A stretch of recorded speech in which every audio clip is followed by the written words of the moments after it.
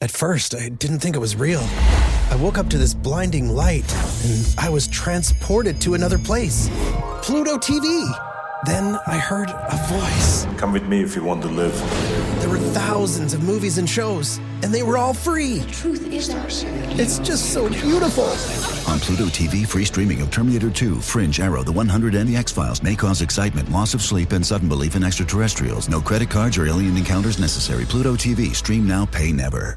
Hi, Diva. It's Rachel. And Jordan. Yeah, hi. Quick question. Why are you not spending your Venmo balance? Yeah, we're concerned. You can, buy stuff with it. Ugh, you love buying stuff. And earn cash back on eligible purchases. You love purchasing eligible things. So the money your friend sent you yesterday, that's today's ramen, or rideshare, or eye patches. The skincare kind, not the pyro kind. Spend with Venmo, then you can earn cash back with Venmo Stash. Venmo Stash bundle terms and exclusions apply. Max $100 cash back per month. See terms at venmo.me/stash terms. ID verification required to use a Venmo balance.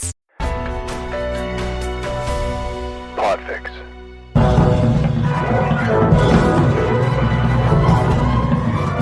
Hello and welcome. This is episode 154 of the Filmmakers Podcast. I am Giles Alderson. I'm a writer, director, and a producer, and I'm delighted to let you know that today's episode is with the fantastic director Julian Jarrold, who's not only directed Brideshead Revisited and the fantastic Kinky Boots, it's one of my favourites, but also very recently The Crown and Sulphur and White. Myself, Dom Lemoir, and Robbie McCain sit down to chat to him. But first of all, before we get there, and before we get to myself, Robbie, and Dom having a little chat, I thought I would give you an offer. Now, as you know, my feature film, The Dare, is out now in the USA and Canada. I didn't know, but it's also out in Canada at the same time as the USA, which is brilliant. So if you're in Canada, you can watch the movie as well. But I have a little offer. I am giving away 2 free versions, 2 digital downloads, 2 VODs of The Dare for you to watch for free. So, if you want to be one of those 2 lucky people, then all you have to do is go to @TheDareMovie on Twitter, follow us, and send me, I'll follow you back, and send us a DM saying why you'd like the movie, and I'll give you a free copy. There you go. How's that for an absolute shout out? For the rest of you, just go on iTunes and do go watch the movie now. We've had some amazing reviews. It's been incredible. It's been an incredible journey, and I was over in LA with the fantastic Richard Short, staying at his house, and his wife Teresa. We had such a lovely time dancing around in our socks in the evenings, but also I went on set with Richard. Some amazing people I met. Joshua was directing, Kelly producing, and all the cast and crew. Had such a lovely time. But not only that, but I met some fantastic producers, agents, managers, and I had a really good time. And I couldn't wait to see what was going to happen next. I opened the door and so many things. I just kept knocking. And suddenly there it was. The door was open. The Dare's out. King Arthur's coming out very soon. Knights of Camelot, which I am literally about to deliver the movie. We're just doing the final bits of sound and VFX and the score and grade is all coming together right now for Signature Entertainment. That is Arthur and Merlin, Knights of Camelot, and I am delighted with the results.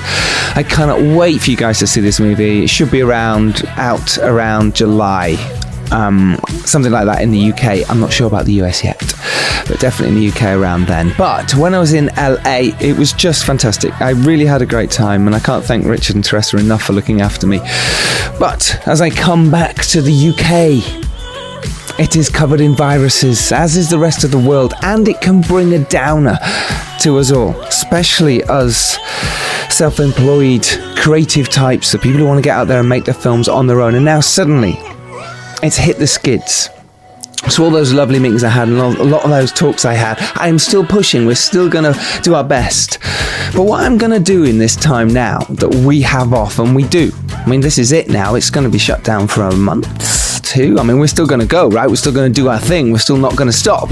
And I do not want you to stop. I want you to take this opportunity now, because it is an opportunity for those of you who are off work, who had to work and were, I have to make my films in the downtime. I can't write my script. I'm so tired. Well, now's your time. Now's your chance. You have no excuses. If you're at home, do everything else you like. Clean your house. Scrub it from top to bottom. Antiseptic everywhere. But write your script. If you're not a writer, email someone who is. Come up with some ideas. Write a list of as many ideas as you can. And why not practice your pitch? Because I had to do it in LA. I had to be in a room and pitch my ideas. Great. Practice, practice, practice, because the more you practice, the better you will be at it. And why not rework your vision pack? Because your vision pack is vital, because that is the thing your investors, your producers want to see. Can you imagine this, right? They're getting scripts all the time. What makes yours stand out? Why should they read it? Well, if you've got a brilliant vision pack, maybe you've even got a mood reel. Maybe you've cut together lots of other people's films that are similar to yours and you've put it together. You maybe put a voiceover on it. Hey, maybe you're in the video as well, but you have spent time doing it. Normally you wouldn't have time. Now you do. So this virus, this thing that's hitting us right now and stopping the industry right now, this is a chance. You have to take that opportunity. I'm doing it. I've already written 2 outlines. I've got another 2 scripts on the go right now. I'm working on something else with Richard Short. Very exciting. I'm just doing everything I can and going, well, I have to. I'm doing all the behind the scenes stuff on The Dare and on Knights of Camelot.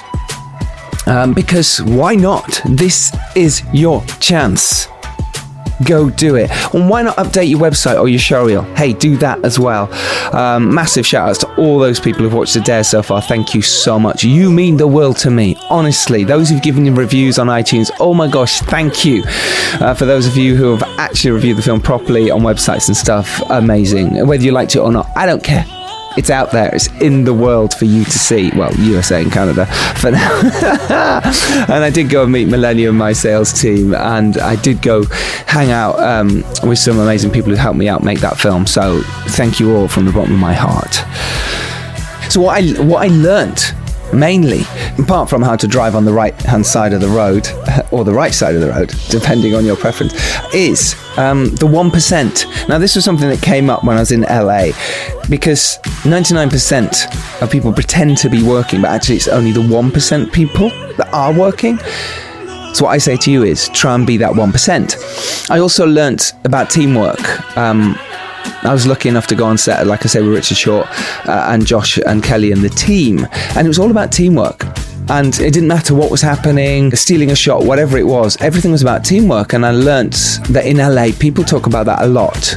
It's about how you work together as a team. Because if you don't, people are just going to shut you out. And it's the same in the UK. If you're a team player, shit will happen for you.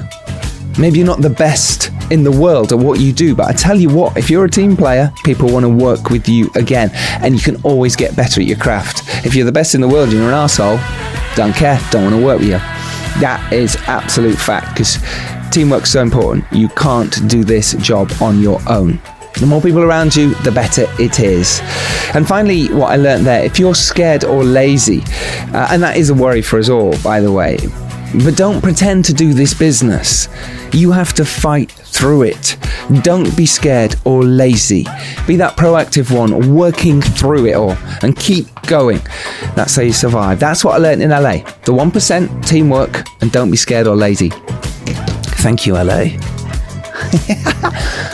Now, I've got a Rain Down shout out to give, but obviously not too many people might be going to the courses, but they do have online courses as well. So I'm giving Rain Dance a huge shout out. So go to raindance.org and check out what they have on offer. Love you guys at Rain Dance. And I want to shout out to Performance Insurance, who are my insurance company, and they have been giving loads of tips and advice and loads of information on the coronavirus, how that affects filmmakers, how that affects your insurance. But I give it huge props to them, because they've been my insurers on my films for the last, 12 years. And I cannot recommend them enough. Performance, Film and Media Insurance, link to those lovely people are in the show notes. I'm also going to give a couple of shout outs to some really cool people who've been ace last couple of weeks. Steamwork Film, Micromania Shorts on Twitter, follow them there. Sam Evans, good luck buddy, we're writing your script at the moment. Andy Robinson, Oliver Carson. Now, he emailed me, his Kickstarter is going right now. I'd like you to jump on board. If nothing else, go have a look. It's called Therapy. It's a short sci-fi comedy film about a guy called Simon Ball, a technologically inept husband who must stop an android therapy machine called Therapy from stealing his wife. There's 7 days to go on their crowdfunder. Link to that is in the show notes. Go support if you can. And finally, next week's episode is going to be with Diane Knight and Paul Knight, the director, producer, husband and wife team behind independent movies, including Landscape of Lies and 24 Hours in London, or 24 Little Hours. That is next week. The following week is going to be Alex Ferrari, from the Indie Film Hustle, to talk about distribution. So hopefully we'll know some more news on the virus and what actually is happening by then, and I can fill you in about what freelancers can be doing. I'll do my best. I'll find out as much information as I can, and I will give it to you. So without further ado, join myself now, Dom Lemoir and Robbie McCain, in a hotel somewhere in London, and we talk shit for a bit before Julian comes on. But hey, this episode with Julian is a classic. You're going to enjoy it. And remember, go make your film, make it happen, do something about it now while you've got the chance. Enjoy this week. Enjoy. Oh, and by the way, I started off by doing the intro at the very beginning here, and Dom joins in with the ending. He kind of ruins it, so I'm just going to let that play again because it's funny. Okay, here it is. Hello and welcome to the Filmmakers Podcast. This is a podcast where we talk filmmaking, from indie films to studio films and everything in between. How to make them, how to get them made, and how to... Make your film? No, try not to mess it up. Brilliant. Just how to make... I love the fact that Dom is in the room and straight away, make your film. I'm jet lagged. Oh yeah, big time travelling to LA, man. I'll tell you about that in a minute. We've also got in the room Robbie McCain, producer extraordinaire. How's it going? Very good, thank you, Robbie. He's a wizard, Robbie. A tech wizard. A tech wizard. We'll go with that.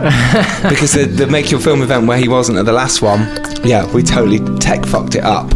Whereas Robbie will be at the next one, as Dom quite rightly said at the start of the show, Make Your Film, by mistake, but it is about making your film, is on the 25th of March, Dom. Yeah, I mean, you should probably come along. They probably should. Why should they come along, Dom? Simon Cox is going to be there. Director, producer, writer, everyman of Invasion Planet Earth. Which took over 17 years to make, 7 years of filming. It's incredible. Incredible. It's now a big success, done really well, 19 in the charts. And which number podcast is that, Giles? 113 I'm going with. I don't know. Okay. It's something. It's something. I'll take your word for it. I'll drop in a different number. Yeah, it'll be, it's 108. Exactly. We can actually introduce our second one, can't we? We can announce our second guest, which is... Exclusive. Oscar-nominated. The BAFTA-winning... screenwriter of 1917 and Edgar Wright's brand new film, One Night in Soho. Christy Wilson-Cairns. Woo! She is absolutely fantastic. She's a powerhouse. She's a delight. She's burst onto the scene. She's been on the podcast. She's also been on the podcast. That's how you know she's made it. That's Robbie, everybody. There it is. You want who said that? Yeah. No, but in all seriousness, it's a good episode. You should check it out. You should do. It's very, very high energy. There was a lot of sugar going on there. There was a lot of sugar. We were very caffeine. hyper. Yeah. Yeah, very hyper. Yeah. So Christy Wilson-Cairns is joining Simon Cox, myself, Dom Lemoir, and Robbie McCain at the Make Your Film event on March the 25th in the evening. Tickets are available now. I don't think there's any early bird tickets left. They've probably not, no. Gone. Right. But buy them anyway, because it's really cheap. It's like 10 quid. I mean, that's nothing. No. It's nothing. It's the price of a beer.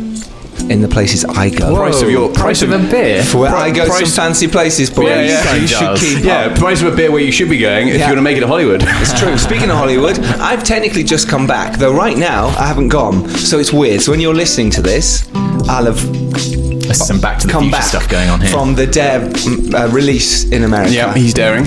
I'm daring, do well. And Dom, you've just come back from LA. Yeah.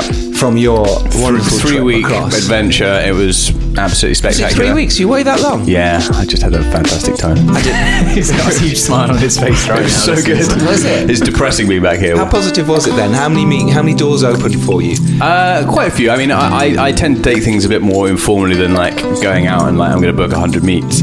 But I just target, I don't know, just things I wanted to do. I had a huge bucket list, had some amazing people take me around different places, went on some epic hikes, and then just ended up meeting some pretty good people, to be honest, along the way. Mm-hmm. So yeah, I mean... Was this mainly in the therapy groups you went to? Yes, mostly, yeah. Actually, one of our, I can't remember who it was, one of our past Make Your Film panelists. Oh, go on, name names. No, I can't. Okay. But they were saying that a great place to find A-listers in Hollywood is the therapy groups. for addictions and alcoholics. So there you go. There we go. Tip. Right, little tip. I didn't do that. You could probably work out who that person is if you wanted. You're probably good, yeah. Because I'm pretty sure they said it, but probably did say it live at the event. The Dare is out now. Yep.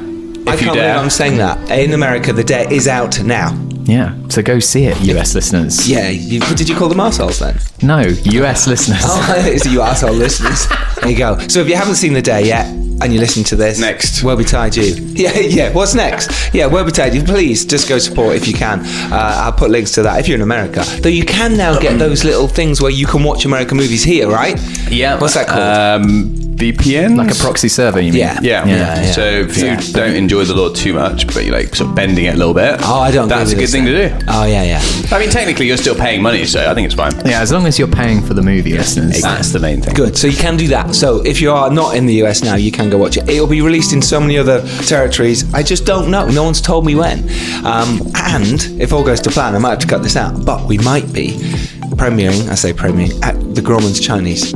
No way! I actually joked to you about that. Where are you premiering? Grauman's Chinese. Yeah, and you're like, nah, it won't be that. And now it is, maybe. Apparently, that's what I last heard. Would that be ace? Hope we don't have to cut this out. I really hope we don't have to cut this out. I'll let you know exactly what happens. Obviously, I'll be filling you in. In fact, I'll be doing a live one from there. I say live. I'll be doing the intro. But you've already heard that because this carpet. is after. No, imagine that. Yeah, it's my big sort of, and I'm there doing, hi everyone. No, I don't want to do photos. I'm doing the podcast because that's how much I love you guys. We are here. Where are we, Dom? A very fancy hotel. We are. It's called the Langham. And because we're interviewing the fantastic director Julian Jarrold, who not only made Kinky Boots, which I love, Brideshead Revisited, but the fantastic Sulphur and White, which is out now or about now. And you've probably seen the posters. Director of one of the most acclaimed sci-fi writers, Philip K. Dick, for the Electric Dreams TV series. Yes. Personal favourite. The anthology one. Yeah, and he also directed episodes of The Crowd. Okay, let's talk about top things to get your film made in LA. Okay, allow yourself time. Meeting 3 weeks enough. 3 weeks is I'm good. only there a week and a few days. So top tip, allow yourself time because it does take, it's a bit slow over there. People take less meetings in a day. This may seem like very obvious to people who've gone to LA a lot. Is that because you have to drive around so much? You have to drive, everything's so far away. So allow yourself time to even get to meetings, but also for them to get back to you about meetings. Is it like going from Ealing to Shoreditch? It's literally like that, but every location you go to. But stuck in traffic. Yeah. So that's the main thing. Brunch is very good. Very, very good out there. Yeah. That's probably one of the most upsetting things about coming here is the lack of brunch options. What do you mean, like special brunch options? Are we talking sourdough, avocados? We're way beyond that territory. We're talking about I'm talking about French toast. French toast? Never heard of that. Croissant French toast, which is a croissant that has been put through the French toast processing, right? Which is just outrageous. It's just outrageous. So and obviously all the Mexican breakfast burritos but I guess generally people are just a lot more friendly out there. That's the vibe. Right. People will give you a meeting, even if it's like one of those meetings where like, all right, cool, we've met. We're not really ready for what you've got at the moment. Because you're too good for us. Even if it's that, at least you've met them. You know, yes. And it doesn't matter how high up. People will give you the time of day, and they will give you a meet. Which is kind of quite different to the UK sort of industry. Which is a shame, right? It is a real shame, yeah. Did you go with a package? Did you go with scripts ready? Did you go with your next project? Because I know you've got a big movie that you want to do. It sounded like you were being quite organic with it, like not too over keen. Extremely, yeah. I mean, my next sort of film's already out to cast, so there's not really any point me sort of taking specific meetings for that, but it's just building a base. And I've basically been everywhere in the city now, and I've built like a pretty good network, because I think that's quite important, because it is different to here and it runs slightly different. And you need to just make your crew, I guess. Find your tribe. How do you think we can bring some of that US LA magic back home to the UK in terms of like adding a bit more optimism and a bit less cynicism perhaps into the kind of good question. Well, very good question, Robbie. I mean, I think the first answer to that is come to Make Your Film. That's why Giles is the podcast, you know, that's why we do the Make Your Film event, is to create this community where people can be open, people can be like relaxed about stuff, And, you know, my philosophy is that whatever stage you are in the industry, like the higher you go, the more responsibility you have to help people who are below you. And I don't mean like spending 90% of your time helping people, but there are people that you know that you can connect other people to who are making their way up. And I just don't see why you should create this barrier when you don't need to. Like, if people are passionate, if people are like working hard, they should be given a chance. Do you think it's maybe because there's lack of money here at the moment in terms of projects? Because from what I've heard is people are crying out for projects because of TV, the amount of stuff that's happening now with all the Netflix wanting stuff, Sky wanting stuff, but that leaves the filmmakers who are trying to make film in a more difficult position, because the actors, the big old actors, are going, well, I can go do TV and get big money. Yeah. And the list gets smaller and smaller for us to need a big name to get our films made. Yes. And suddenly we're now struggling to get the money and the big actors. There is an absolute ton of money in all of the sort of the new Disney, the Apple TV, Amazon Prime. They've just got like so much limitless money just pouring into new productions. So there is so much more money over there. That's what I think is the issue. I think we now all need to have a TV series as well as our film projects, and that's what I'll be pitching when I'm in LA as well. And isn't that a strange thing? Because 5 years ago we would not have done that. It was almost massively separate. You'd have your film people and then you'd have your TV people, and you wouldn't cross over. Well, not as much. Yeah, I mean, whereas now it's like you have both, and you go, well, that could be a TV series. It's very difficult to, if you haven't directed TV, to go into TV. That's true. That is very true. It's one thing to pitch it. Like they're very, very open for you to develop stuff and project running. But if you're like, okay, I've directed like 100 features, can I have a go at a reasonable budget episode of TV? They'll be like, well, what TV have you done? It's really very much like the attitude. So yeah, because I've directed a couple of pilots now, but they haven't gone yet. Yeah, and that's the thing. And people are still going, well, we might have to get another director to do the pilots with you, to do the series with you. Yeah, and you're like, well, why? Yeah. But you're right. It's that mindset of if someone we'll just get someone who's done a little bit of Outlander or a little bit of it, and you're like, well, hang on. So I suppose we need to start getting ourselves directing those few episodes. We need to just jump in as a director for hire rather than have our own project from the ground up. Yep. Because once we've done a few of them, then it's not an issue anymore. Yeah, exactly. Yeah, got very nice headphones on today, by the way. It is. Thank you. Yeah. Well, same headphones he always wears, you know. Oh, I haven't seen They're white. They're quite puffy. It's the Sennheiser Momentums, if you know. I feel like if anyone wants to know. If anyone gives a shit. I feel like he's got momentum today. Charles is like, we don't actually care. No. Got momentum? What? Yeah. You heard. He doesn't repeat his bad jokes, because then they're even worse the second time around. Oh, it's gone. It's already gone. They mature like a fine wine. Hey guys. Hey, Julian's here. Hello, buddy. Hi, Dom. Nice to meet you. I'm Giles. How you doing, mate? Glad to see you. Jump in there. Cool, so you got about 45 minutes or so. Perfect, thank you, Sam. 45 minutes. 45 minutes. Talk filmmaking. So if you grab that for us. Sure. How you doing? You've just arrived, right? I've just come from set, yeah. From set? Yeah. Where are you on set right now? So I'm shooting at Elstree on The Crown.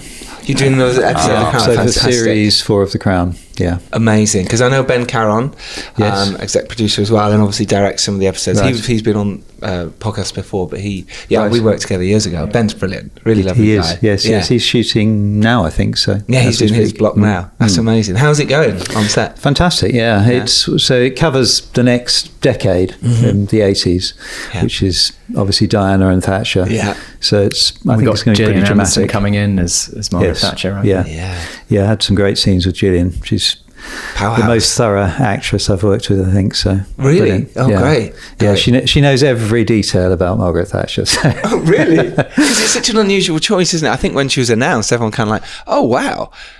But I straight away went, no, I bet she's going to be... She's just got that feel, hasn't she? Yeah. That kind of authority, like natural authority. Yeah. She has. And also, with the costume and the makeup, she absolutely looks the spitting image. I mean, they're brilliant, the sort of costume and makeup people on The Crown, but there's just something about Gillian, actually, and the way she carries herself as well, that's... is strangely perfect. It must be weird to come straight from set, though. I mean, it's always that thing when you you're literally filming this morning, and you come here to talk about Sulphur and White and chat to us idiots in a room about filmmaking. That I made some time ago. Yes, I know, because obviously one's head is totally in the production that you're on, and all that. So yeah, but it's great to go back, and we've got the premiere tonight, so looking forward to it. I bet it's going to be. What's the difference between doing The Crown then and doing something like Sulphur and White? What's the feel for you in terms of as a filmmaker? Well, obviously The Crown is part of it's a huge beast series with obviously Peter Morgan is the showrunner and writer, and you're coming in to do a sort of small section of it, and it's a sort of they're very ambitious each episode, so there's quite a lot of filmic challenges to them, but at the same time you're very much part of trying to fit in with the rest of the series and whatever the themes of those series are. Obviously on a film you're starting from scratch, and you're casting it from scratch yourself. On The Crown, you're part of many people who have an input. So in some ways it's more challenging doing Sulphur and White. It's more frightening because every little decision you've got to live with. But at the same time, it's very satisfying as well. And interesting, obviously, they're both based on true stories. Some of many of the Crown people are still alive. Obviously, David, who we based this film on, is still there. So, and it's very close to us being there because he was very much around when we were filming. So that was also interesting and challenging. Yeah, it must have been. And on The Crown, how do you feel you imprint your own kind of vision or ideas when it is such a big thing, like in terms of the production side, and also taking on their vision but putting something of your own in? Yeah, it's interesting because, and when you read the scripts, they don't at first sight seem something that you can imprint your sort of vision onto. And obviously you very much have to, it is very much all within a certain classical filmmaking tradition. That is the sort of start of The Crown. But it's interesting how many opportunities, both for actors actually and directors, to do sort of very interesting and ambitious ways of telling the story. Obviously the set piece of The Crown is very much somebody in an audience room talking to the Queen, and that's always there in an episode. But then there are other parts of the story, and I was been shooting in Spain, all over Spain in the desert or whatever, and one's always looking as a director to try and find visual ways to tell the story or reinforce the story, and The Crown it does allow you to do that, but at the same time you can't. It's very clear once you've shot something whether it sticks out, and obviously we have quite a generous editing period as well to hone that. And I suppose it's quite nice having the opportunity to have such high production values and doing kind of pretty big stuff in terms of cinematography and set design and those kind of options. That must be quite exciting to have all those tools to play with. Yeah, I mean it is a bit like doing a movie. I mean, I'm normally fighting to have like 2 days of a crane on anything else I've done. Totally, yes. Whereas on The Crown, I seem to be able to have the producers when I thank me for saying this, but I was able to have it more or less when I wanted to. And actually, it does mean that if there is something is required in the scripts, you don't tend to compromise too much. You find a way to do it. Obviously, I think Peter's got more and more ambitious with each script, with each series of The Crown, yes, of The Crown, and particularly this next series, because I had shots from all around the world, so we had to find ways of doing them, and obviously we couldn't travel all around the world. But that's also quite fun, and when we have incredibly good team with design and all that who want to throw in ideas all the time, so it's a pleasure to do. It must be. And like I say, to have all those at your disposal, to sometimes you go, oh well, I have a crane that turns into a steady cam, that turns into a tracking shot, because you kind of can, or is it kind of a case of, oh, I'll do this because it serves the story? I mean, that's the hard balance to play with toys and serve the story? It is, and obviously as a director it's very tempting to throw all the toys at it. But and I think, and that there's an argument that on lower budget film and TV, your restrictions make you think much harder about where you put the money and where you try and land the emphasis, and then you have to fight that little bit harder to get that particular shot with the producer about where to put those resources. And arguably that's a very important part of the creative process. So it's not always better to and I wouldn't say The Crown is so lavish that we get into that territory. It's not like a Hollywood blockbuster. No, it's not. I've been on set. I went on set for 3 days, and I got to watch what Ben was doing and what was happening on set. And it wasn't really any different to a high end indie film. It was obviously not. It's all big, but it was. I was like, okay, this is what we do. This is no different, and that made me feel really. All right, there was no big people hanging over your shoulders going, no, don't do that. It was like Ben and the team just going, right, we're going to do this and do this. Exactly, and it's not as glamorous. People like today, I was in the sleet out on a wet, drafty stage, and bits of tarpaulin flapping around, and people huddled around a monitor. It's just pretty much the same beast, really. Yeah, it's been out in Norfolk or whatever on the fold. So let's talk about Sulphur and White first, and then we want to jump back about your career and how you started and how you developed as a filmmaker. Sulphur and White is so touching and emotive and thought-provoking. And the troubled times of someone who has suffered from child abuse, and it was just beautiful. It was stunningly shot. I thought performances were really, really top. What was it about this project for you that drew you to it, that said, yes, this is my next project? And why did you channel some of those shots? Just talk us through your sort of process. How did it all begin? Yeah, how did it begin? Well, probably cleverly, I was sent an very early draft of the script, and they cleverly didn't tell me anything about it whatsoever. Okay. So I started reading, and I was impressed that there was this strange, uneasy subtext of moving towards something quite doom-laden, and then the feelings, obviously, of horror when that happened. But also I was intrigued by the sort of many layers of the family dynamics that were going on, and the character of David, who had this sort of mask of apparent armour, was particularly in his adult time, and yet below it was this sort of anguish that was churning around inside him. And one of the hooks for me was that he was so successful in the city when everybody was stressed out or not able to function. He seemed to have this unerring ability to be able to function under high pressure and make these decisions, and successfully make these decisions. And I thought that was a very interesting aspect of, not necessarily positive, but a very interesting aspect of who he invented himself from, really, as a result of that. Hiding behind, but also, I mean, he always says it was because he didn't give a damn, but it also, I suppose, the stresses that everybody else felt were as nothing compared to what he'd been through. So that I thought was really interesting, and that whole thing of the way childhood experiences can affect you and affect your life.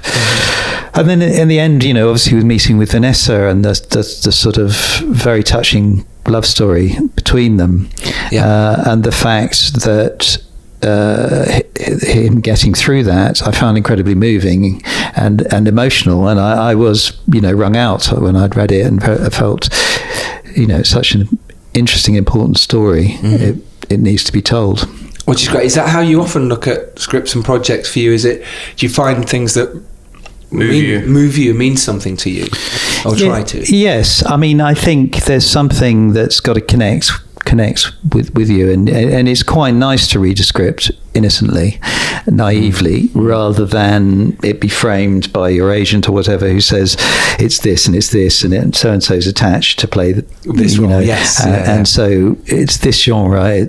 Whereas this was a little mystery, and of course it doesn't give its cards away too quickly either. No, it doesn't. Really doesn't. And I found that intriguing. And I mean, obviously I had a big emotional reaction to it, and I think all the actors did as well when they read it.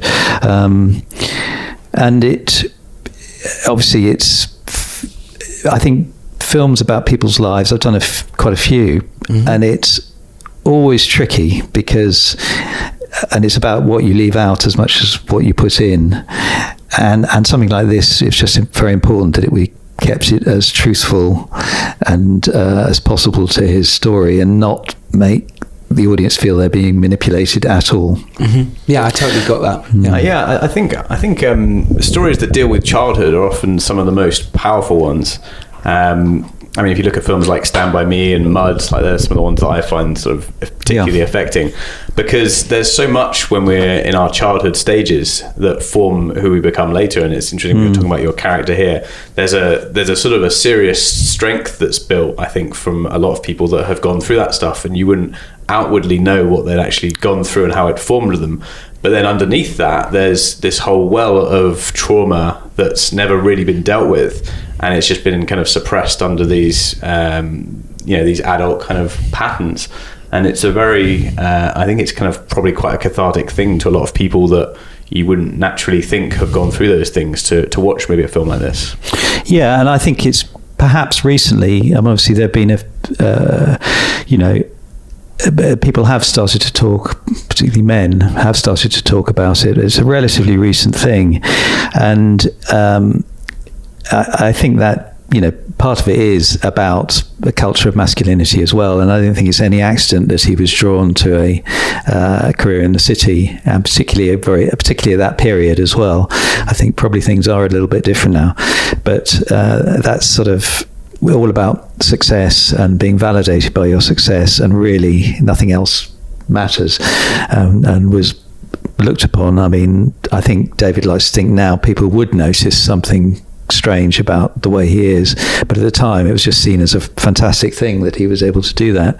And so there were that culture of holding it in, of suppressing it and pushing it down and not letting it, but of course eventually you can't do that forever, and it does come up, and it does come out. Yeah, and obviously came out in very dramatic ways with David. I mean, the other thing about this film as well, his life is pretty extraordinary. He has some, from sex parties in New York to this bizarre city parties to the strange idiosyncratic behaviour. It as a director, it's kind of fascinating to look into that and try and understand the psychology of that. Unusual behaviour, but at the same time try and make the audience identify with him as a person, who, if they could put themselves in his shoes. And you pulled out some amazing performances. Mark Stanley is a sort of star on the rise anyway, as is Emily Beecham. Really brilliant up and comers. Yeah. Did you cast them did you say, right, I'm going to find that kind of angle with this? So we don't know too much about the character of David, so by putting someone who was maybe more well known, you might have already put some other thoughts that you've seen from other movies into them, whereas with Mark Stanley, he was fantastic. Yeah, like fresh canvas. Yeah, it's like fresh canvas. Was that what were your thought processes? Yes, no, absolutely. And I mean, obviously, because I'd met David so many times, it was challenging. How do you, when you've got to know him and you think, now how am I going to cast him? That, yeah. And then, of course, if you have someone incredibly well known, that feels even more weird. So we did meet a lot of people, and that whole thing of how do you hold it in and have this mask of apparent invincibility, and yet at the same time see in the eyes that something else is going on. And they're incredibly challenging scenes, some of them, to do. And one didn't want to be sentimental, one didn't want to be melodramatic. And Mark is a very, very rooted, real actor.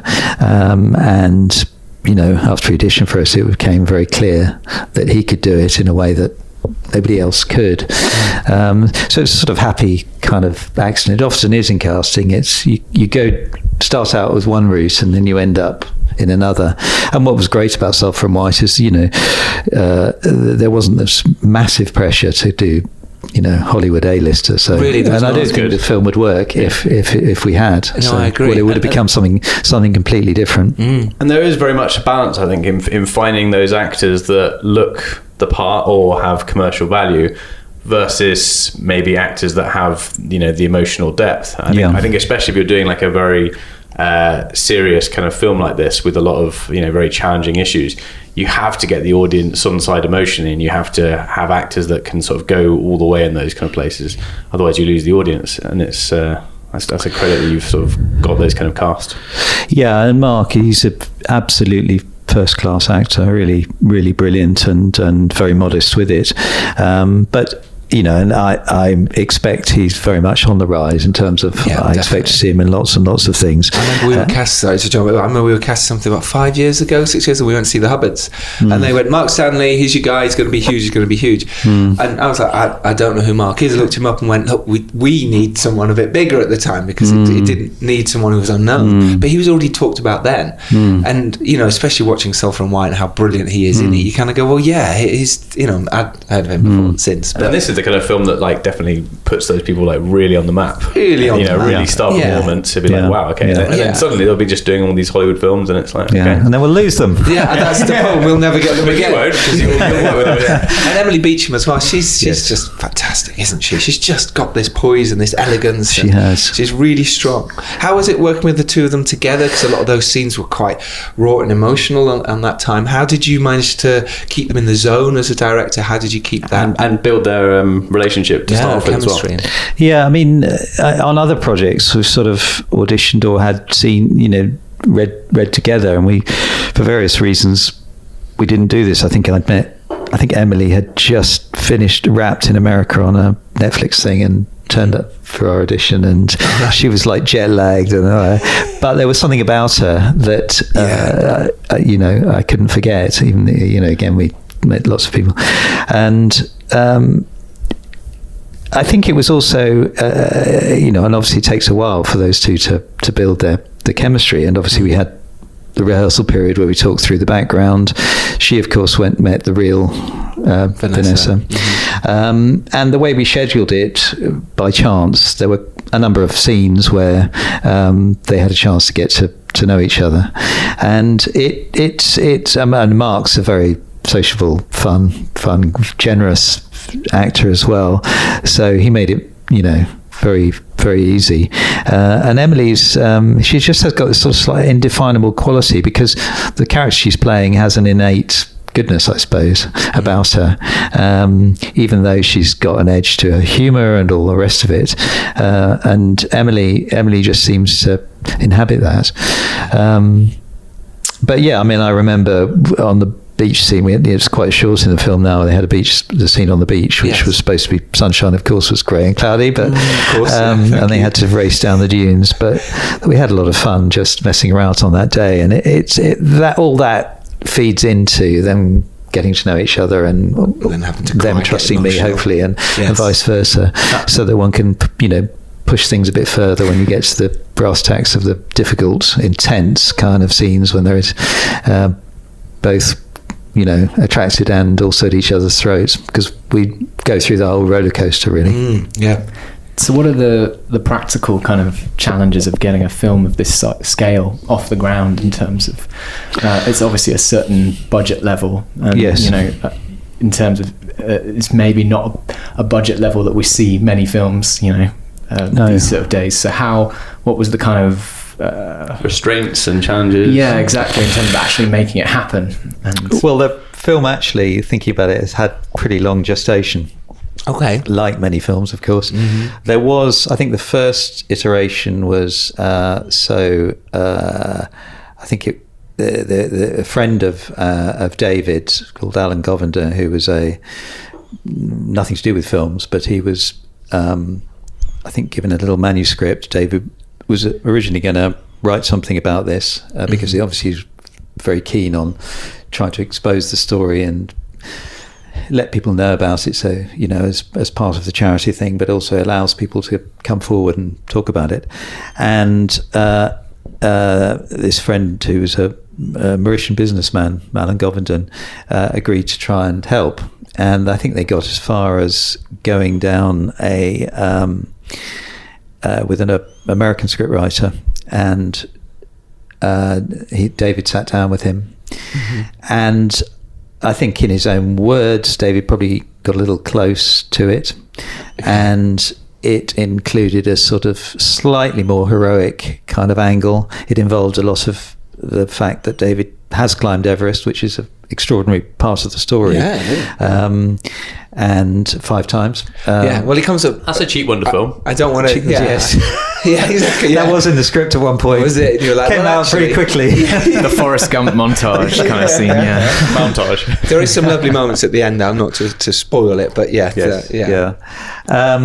And I think from their point of view, and perhaps from anybody looking at it, that seemed like the obvious place to go, or a place to start or end and have this big sequence, because it's cinematic and it's physical and also incredibly difficult and expensive to shoot, of course. But funnily enough, it was coming at the character of David probably from slightly too close a place, and I think everybody felt it didn't work. So it then, for various reasons, moved through to Emu Films and Mike Elliott, who employed Susie Farrell. Who's brilliant. She's a great writer. Who came at it from a completely different point of view, and obviously wanted to look at the personal story, the story of the love story, and also the childhood, how that was forged, and make it a much, I suppose, smaller scale story, more intimate chamber piece, really. I think that was the correct choice, really, for the source material. But it's amazing how that interpretation can go either way. It does, and in retrospect, it does. But I can understand, and I read some of that first draft, and there were some great things in it. And did any of it stay? Did you kind of keep a little bit of this sort of the epic vibe, or did it all sort of switch over? Not really. I think there's a little bit in South Africa that stayed. Okay. So there was some elements of that. And in one version of the script, I did cut to Everest. And David making his way up there. As I say, that only lasted for one draft. One draft is too big a mountain to climb. And Alan Govindon, anyways, and stayed on, has been very loyal to it. Were you on this whole time, by the way? Were you attached at this point? No, not in the first draft. Only when Susie came on. Fine. Okay. Yeah. Okay. And so it was that point that I came on, really. And obviously I worked with Susie on various drafts, and Altitude Films came on, and they said, like the mountains. Yes, it's funny, isn't it? Maybe that's why they came on. Then you just took it out as soon as they agreed, signed the contract. Right, take that out. Can't afford it.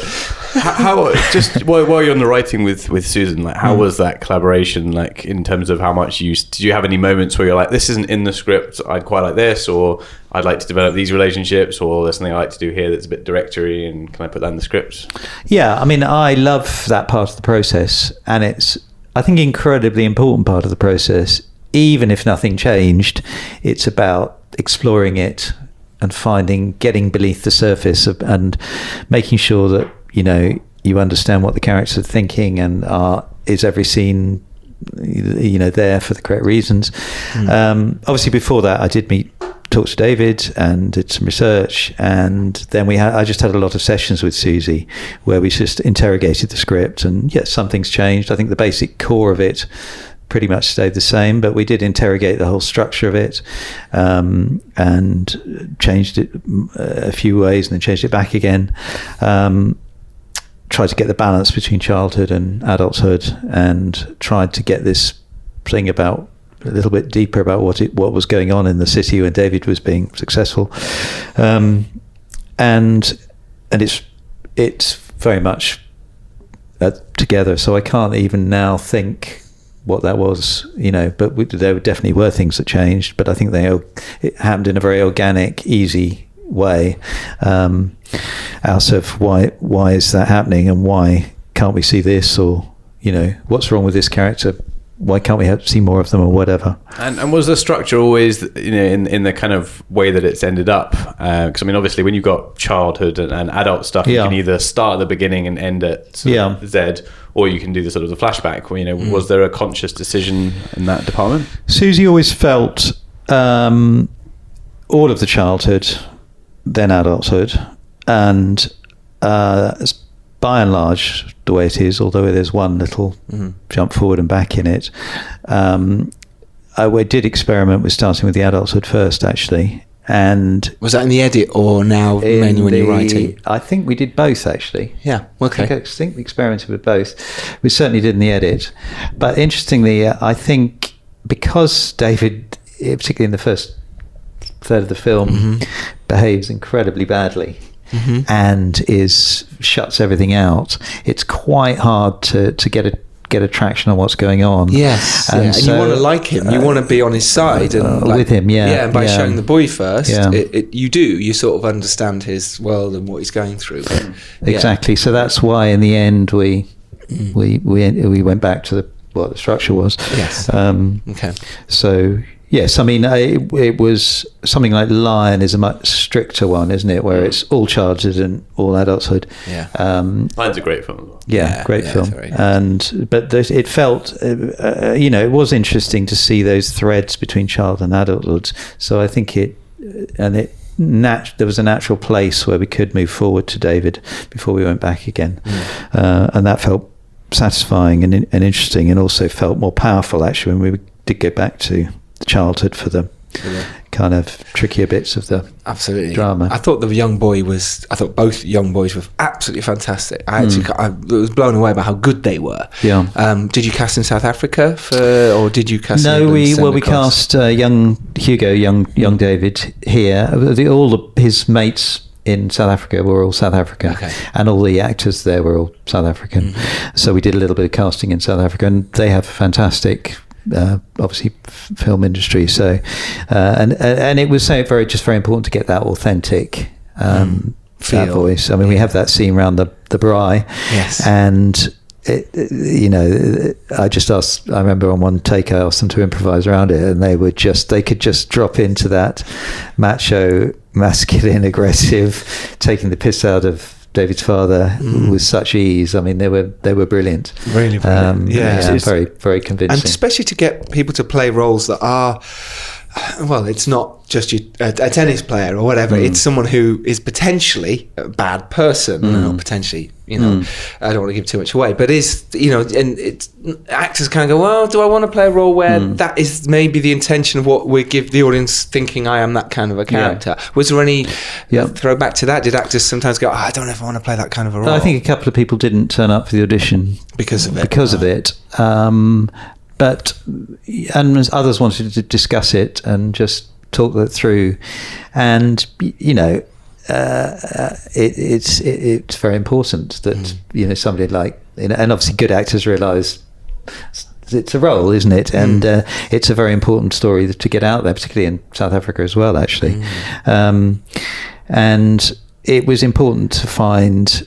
We didn't want a moustache twirling kind of baddie. We just wanted somebody, who has a certain, I suppose, power in a way that he's able to persuade people of things. But he was very much part of the community. That was part of the story. So I tried to underplay all that side of it, but just get that sort of texture of slight intimidation that was. Below the surface. I thought it was brilliantly well handled as well in terms of the way you showed certain bits and didn't show bits. I thought that was just great filmmaking, and I really enjoyed that. What's your process then in terms of are you storyboarding everything? Are you planning everything that you want beforehand, or are you sort of in the room at the time and working with actors? Tell us about that. So I only storyboard the sort of complicated sequence. So we have quite a complicated sequence with an aeroplane flying on top of the kids, which caused the health and safety department a lot of angst. Not ideal. The pilots were very, very happy to fly as low as the ceiling. And I think we did. South African pilots as well. Of course. But I have to say they're amazing pilots, because we I mean, the bit where we did spend some money was the helicopter following this little plane. And the helicopter literally was on the back tail of this plane all the way through, and I went up, and it was quite frightening because it was so close to each other. But so obviously I storyboarded that, but by and large for the relationship scenes, obviously we rehearsed it, but I like to give as much freedom as possible to the actors. You know, so if they want to move somewhere, we try and incorporate that, and I'll try and gently maneuver them into where I would like them. But if they want to go somewhere else and do it in a certain way, then that's always exciting and interesting. And obviously people like Anna Friel and Dougray Scott, they have a lot of experience and had some great ideas as well, so one tries to incorporate that, and Mark as well. You know, and the way he behaved in the city, I suppose that was the other thing, is we went to him and myself, we went and sat in those trading floors and watched them and talked to them, and you do get quite a sense of the atmosphere in there. And David was very good about getting us access into that world. And I think they were a little bit suspicious of us, you know, we might take the piss, but that was a really important part of the process, to just make those feel authentic. Did you kind of do a lot of changing of the script, like once you were sort of rehearsing with the actors? And also, how is it working with child actors? Because that's obviously quite a challenge for a lot of people if they haven't done that before. Yeah, we did. I mean, Susie was always on there at the end of the phones, and there often were things, because obviously some locations have to change, or you know, like the city. I mean, it took forever to get that scene of the first scene when you come to the city of the trading floor. It was with 1 million people talking at the same time, and the figures going up and down, and it's quite hard to get your head around it, and we're constantly changing that to get that right. The more technical stuff, I suppose.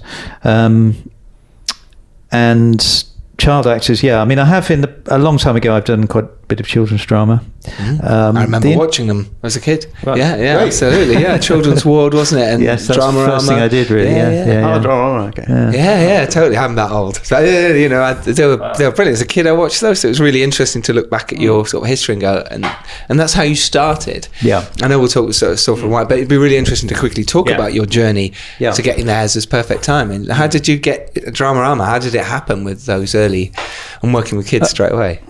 Well, I started making my own Super 8 films. That was how it started. I bet you and Spielberg, But then I got a job of trailer making.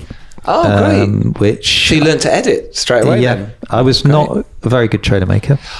But you got a job in it. So I got a job with it. And then I was at Granada Television. They had a director training scheme. Okay. So I showed them these embarrassingly amateurish Super 8 films, and that got me the job, I guess.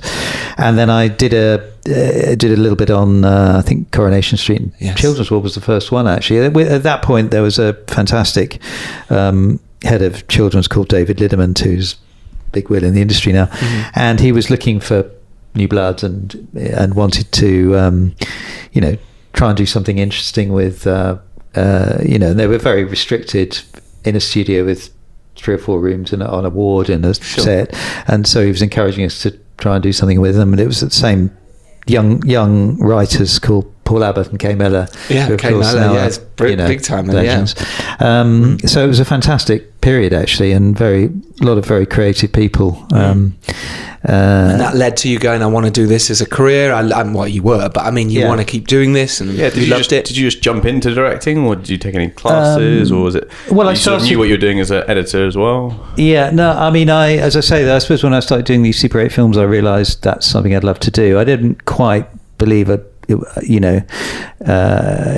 going to happen, and I suppose it was just. I suppose I would have said I was fairly, cine literate in terms of watching a lot of stuff, and maybe at that point in TV, people were quite conventional in the way they approach things. So I think that perhaps there was a slight advantage in, bringing other stuff in a way that isn't so now, because of everyone's cine literate now, aren't they? But I would just use each one as a stepping stone. So a bit of Coronation Street, and yeah, all right, I'll do another 6 months if you let me do this. And then it was That's great, something else, bargaining something like else. that, and all right then, and it kind of and then actually I think I said I don't want to do any more the soap operas, and they said, well, we're making you redundant then.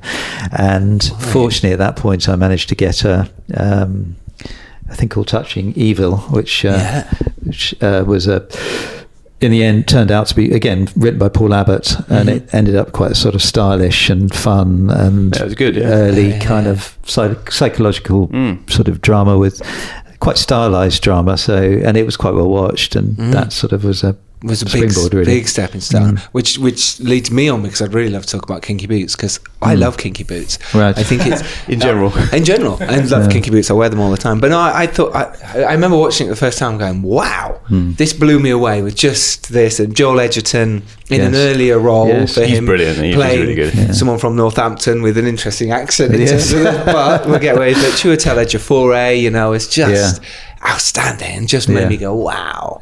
What was that? Because that was sort of your first film. You did another film before, it was Some Kind of Life, right? Or that was probably a TV that was more movie. it was a TV film. It was really an extension of what I was doing in TV drama. So how did you make that leap? How did you make the leap to make Kinky Boots? Big movie at the time.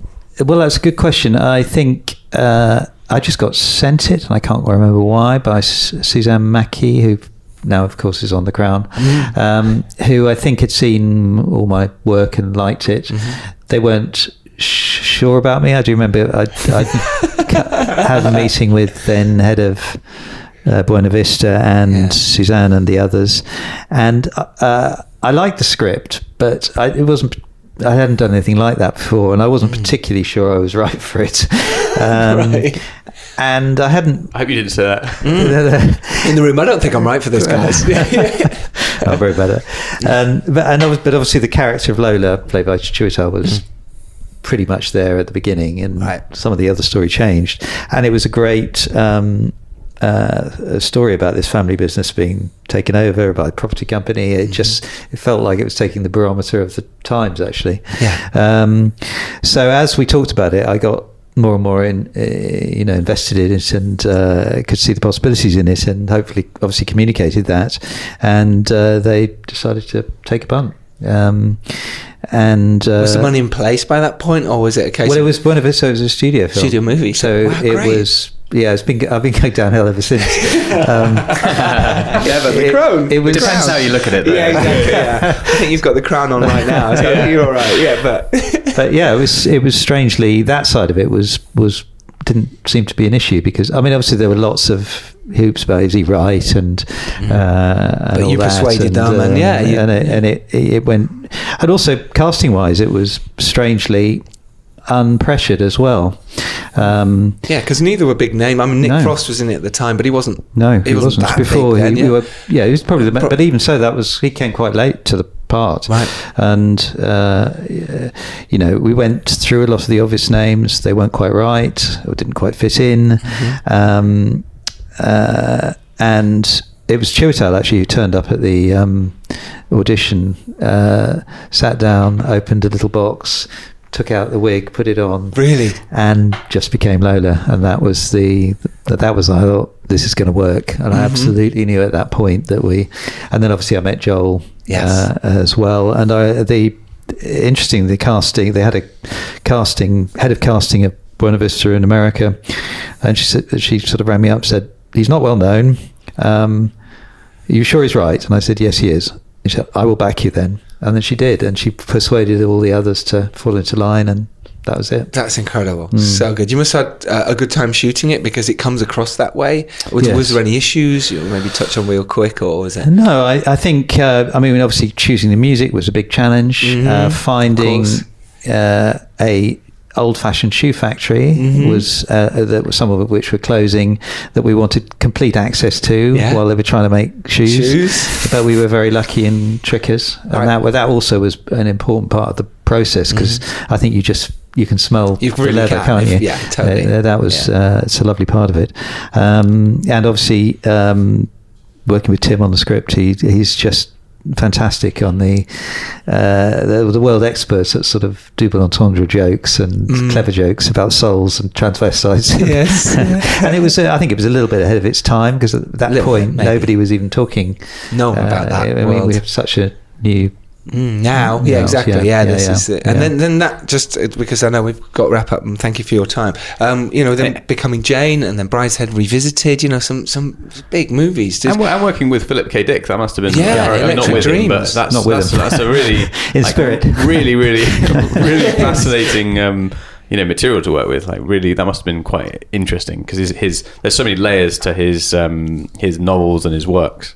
Yeah, no, I would have killed to have done it. I mean, fortunately, it was with I knew the production company. It was the same ones who did The Crown.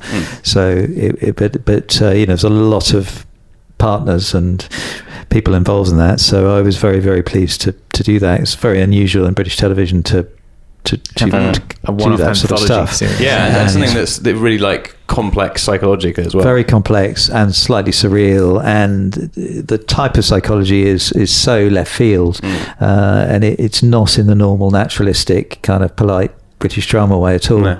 And sort of creating that world as well, sort of post-apocalyptic world, was very interesting and fun challenge.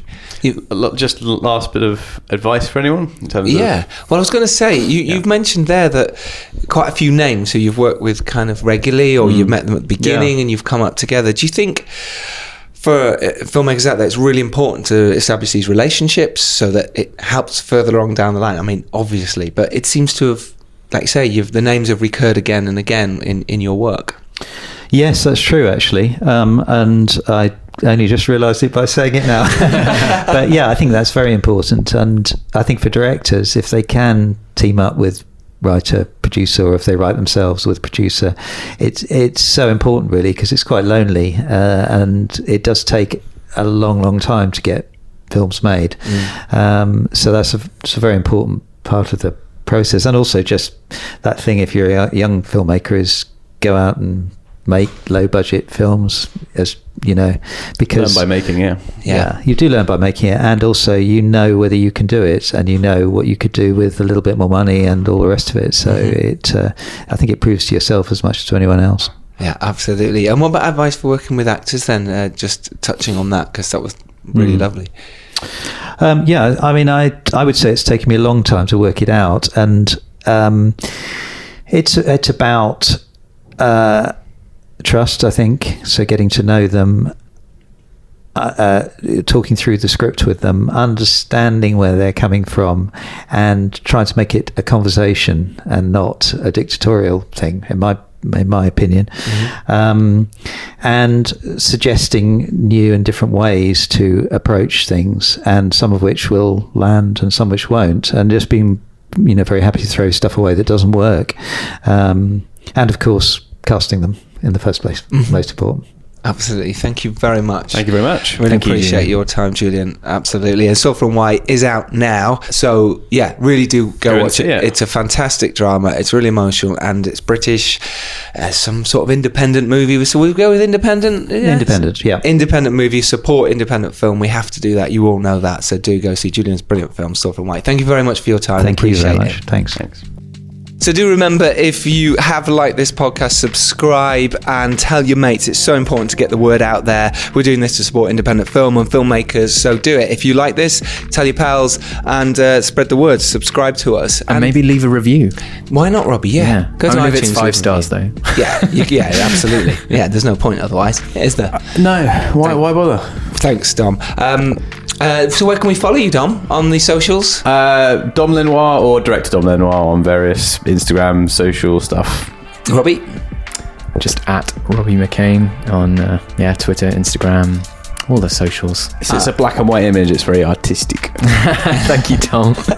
I'm at Giles Alderson, or follow us at Filmmakers Pod. Go to filmmakerspodcast.com to get over 150 of our podcasts now, or episodes, should I say, not podcasts. It's not like I'm doing a different podcast every week. We should just give it a new name each week. We should just call it the Make Your Film Podcast. Wow, he's gone there. He's pushing for branding. He's really branding, changing the branding. Rebrand.